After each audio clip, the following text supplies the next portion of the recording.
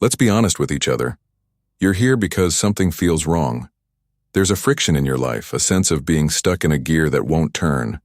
You've probably tried the modern remedies. You've listened to the podcasts that promise to unlock your potential in 5 easy steps. You've read the books with vibrant covers that assure you a 7-figure income, and a six-pack is just a mindset shift away. You've watched the motivational videos, felt that fleeting surge of inspiration, scribbled down goals on a new notepad and promised yourself, this time, it's different. And then, it wasn't. The fire that burned so brightly flickered and died within a week, maybe a day. The old habits, the comfortable anxieties, the familiar patterns of procrastination and self-doubt crept back in like a fog, and you found yourself right back where you started, only now with an added layer of frustration. You feel like a warrior trapped in mud, spinning your wheels while the battle rages on without you. Here is the brutal, beautiful truth that no one wants to tell you. You have been trying to fix the wrong thing. You've been polishing the armor while the soldier inside is weak. You've been rearranging the furniture in a house with a collapsing foundation. The problem isn't your job, your relationship, your bank account, or your circumstances. The problem, and the solution, is the chaotic, undisciplined, and terrified kingdom that is your mind. What you need is not another hack, another app, or another fleeting wave of motivation. You need a new operating system, an ancient, battle-tested framework for building an unbreakable mind. This is the promise of Stoicism.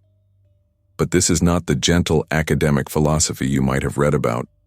This is Stoicism forged in the crucible of Roman battlefields, whispered in the halls of power, and etched into the soul of men who faced plague, betrayal, and the crushing weight of empire. These are not rules for a quiet life. They are rules for a powerful one. They are brutal. They are demanding. And they will ask you to go to war with the weakest parts of yourself. If you are ready for that war, then read on. The first and most fundamental truth of the Stoic path is the recognition that the world is divided into 2 parts, that which you control and that which you do not. Your thoughts, your judgments, your reactions, your decisions, this is your kingdom. Everything else, the weather, the economy, what other people think of you, whether someone cuts you off in traffic, is outside your borders. The great Stoic emperor Marcus Aurelius wrote to himself, "If you are distressed by anything external, the pain is not due to the thing itself, but to your estimate of it, and this you have the power to revoke at any moment." Read that again. The pain is not in the event. It is in your story about the event. This is the master key that unlocks everything. One man loses his job and tells himself, "I am a failure. My life is over. The world is against me." He is crushed, not by the loss of the job, but by the weight of the judgment he has placed upon it. Another man loses the same job and tells himself, "This is an opportunity. A door has closed, so a new one must open. This is a test of my resilience." He is not energized by the loss of the job, but by the empowering narrative he has chosen to build around it. The event was identical. The internal response created 2 entirely different realities. Most of us live our lives as puppets, our strings pulled by every random event and opinion that floats by. A stranger's rude comment ruins your morning. A negative headline fills you with anxiety for the day. An unanswered text message sends you spiraling into insecurity. The philosopher Epictetus, a former slave who became one of history's greatest thinkers, understood this slavery intimately. He taught that it is not things themselves that disturb us, but our opinions about them. You are not disturbed by the traffic jam. You are disturbed by your belief that the traffic jam should not be happening, that it is an injustice against you, that it will make you late and ruin everything. The event itself is neutral. It is just traffic. Your reaction, the anger, the frustration, the stress, is a choice. You are handing the keys to your inner peace, to a collection of cars on a highway. To fix your life, you must first reclaim your kingdom. You must become the Stoic guard at the gates of your mind, inspecting every thought and impression that tries to enter. When an external event happens, a criticism, A setback, a loss. You do not let it storm the castle. You pause. You observe it from a distance. You ask yourself, is this thing within my control? If the answer is no, then it has no power over you unless you grant it power. Your job is not to change the event, but to choose your response. This is the creation of the inner citadel, a fortress within your soul that no external chaos can breach. It's not a place devoid of feeling. It is a place where feelings are observed, not obeyed. It is the command center from which you choose your actions based on reason and virtue, not on the fleeting whims of fear, anger, or despair. This isn't a passive act of acceptance, it is an aggressive act of sovereignty. You are declaring that your inner world will not be a colony of the outer world. You are its ruler, and you will decide what has meaning and what does not. This is the first and most difficult battle, and it is the only one that truly matters. Until you win this war for your own mind, you will forever be a victim of circumstance, no matter how much you try to change your external world. Knowing you rule your mind is one thing. Actually ruling it is another entirely. A king who knows he has an army but never trains it will be overthrown by the first challenger.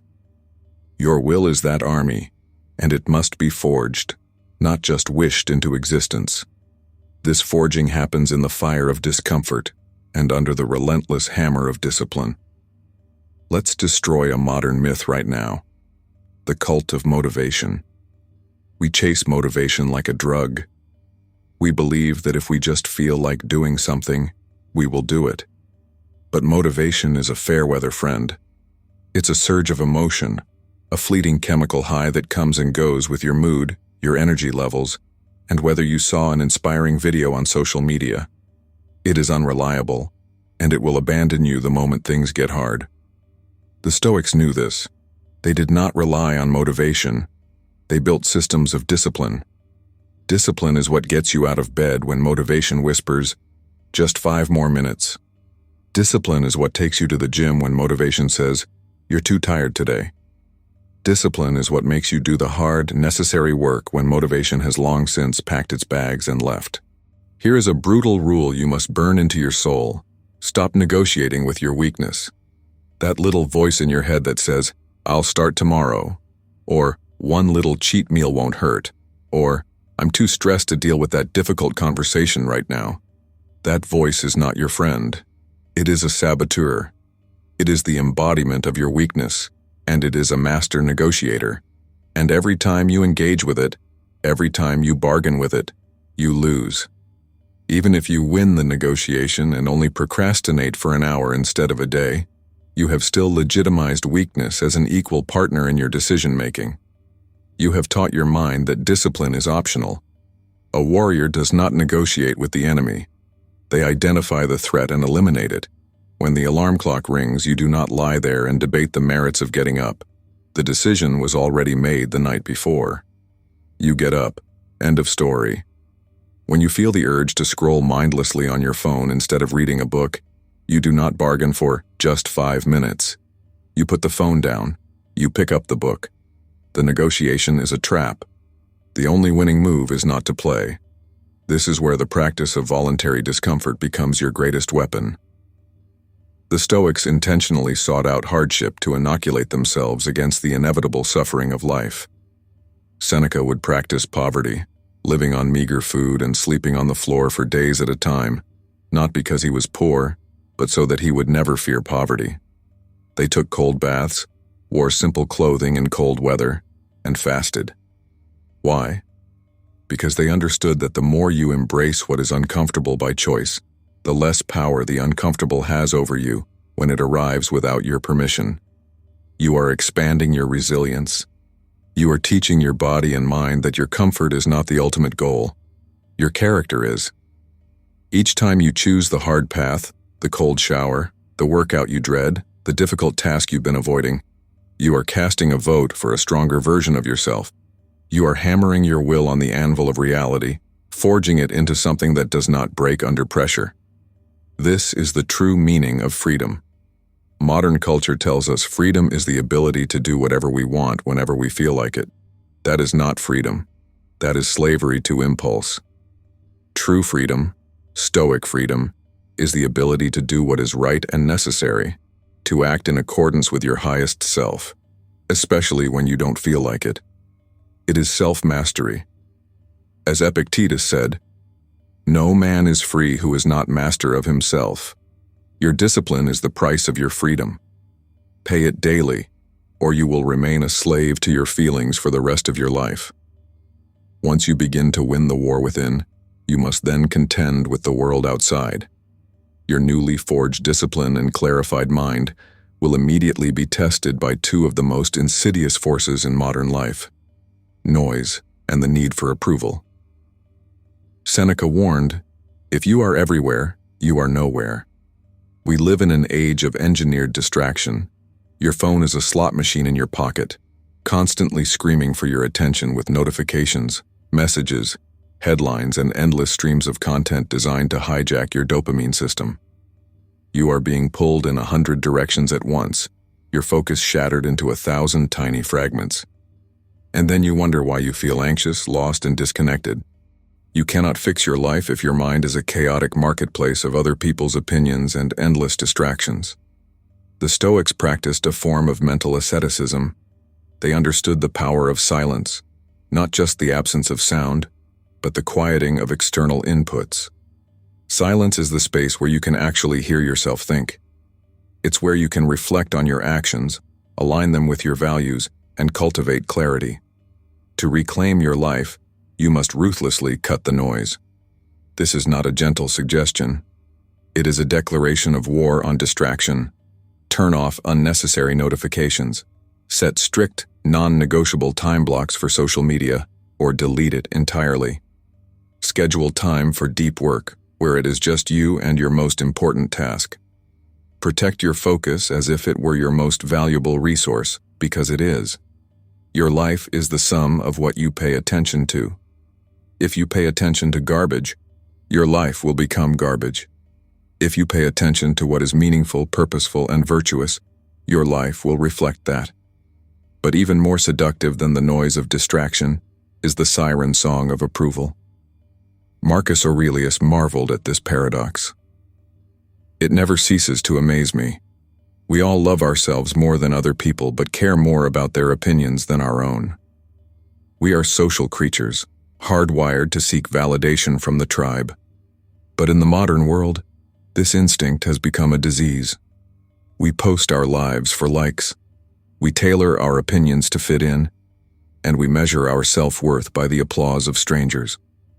We seek permission before we move forward, waiting for the world to tell us we are good enough, smart enough, or ready enough to pursue our goals. Here is the reality that Stoicism forces us to face.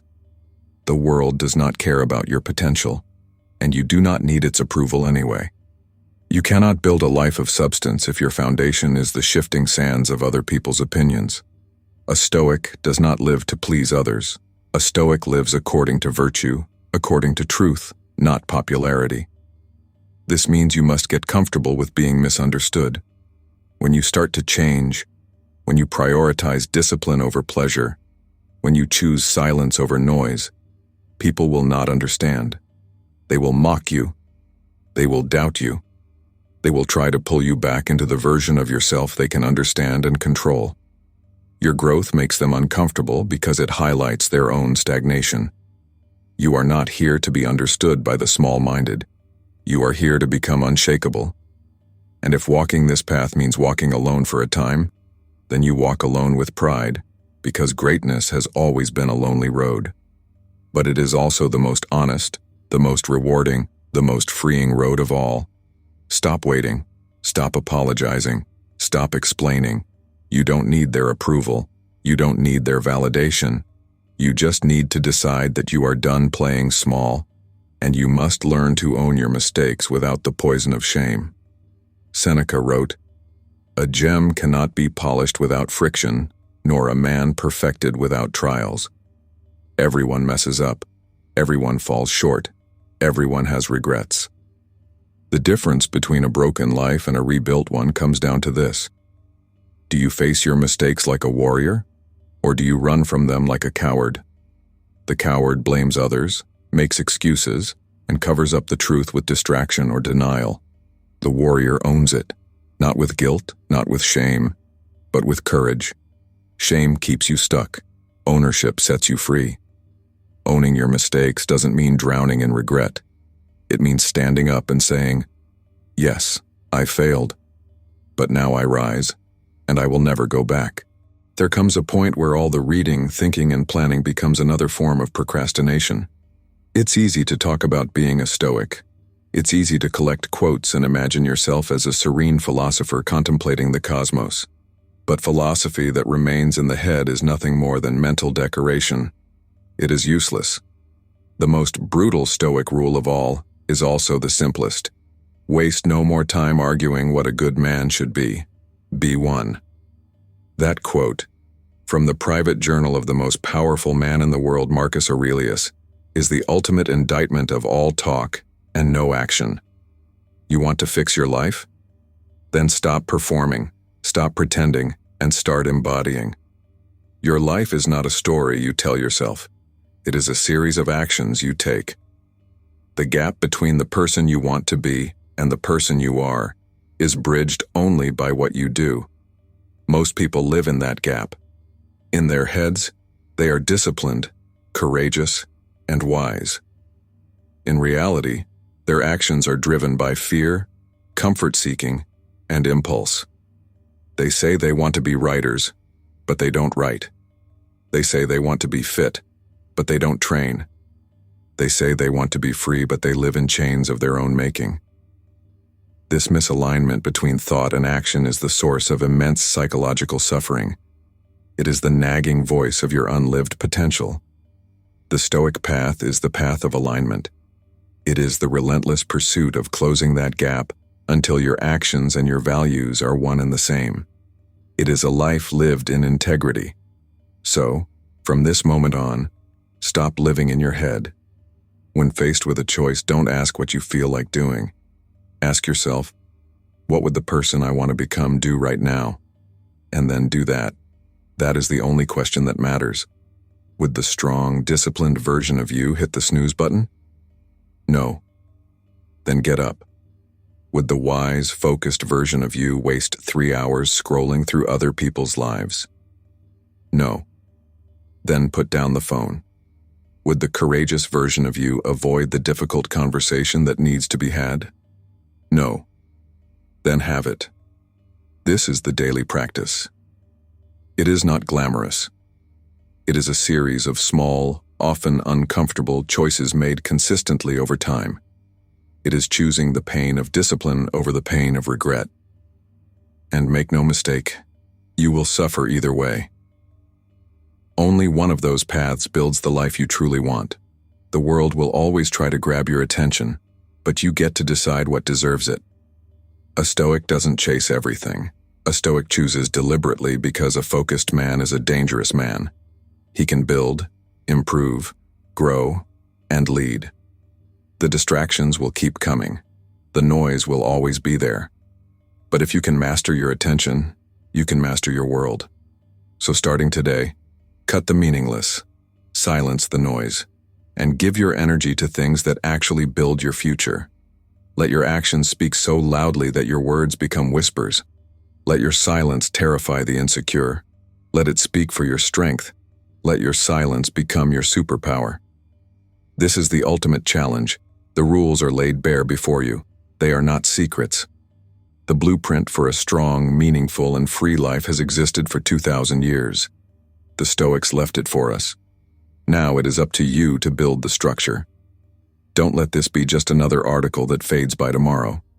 Choose one rule, one truth that resonated with the warrior in you, and apply it. Today, then tomorrow, do it again, and again, and again. Fix your mind, and you will fix your life. The work is hard, the path is steep, but it is the only path worth walking.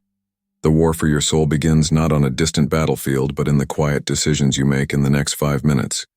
Your move, warrior.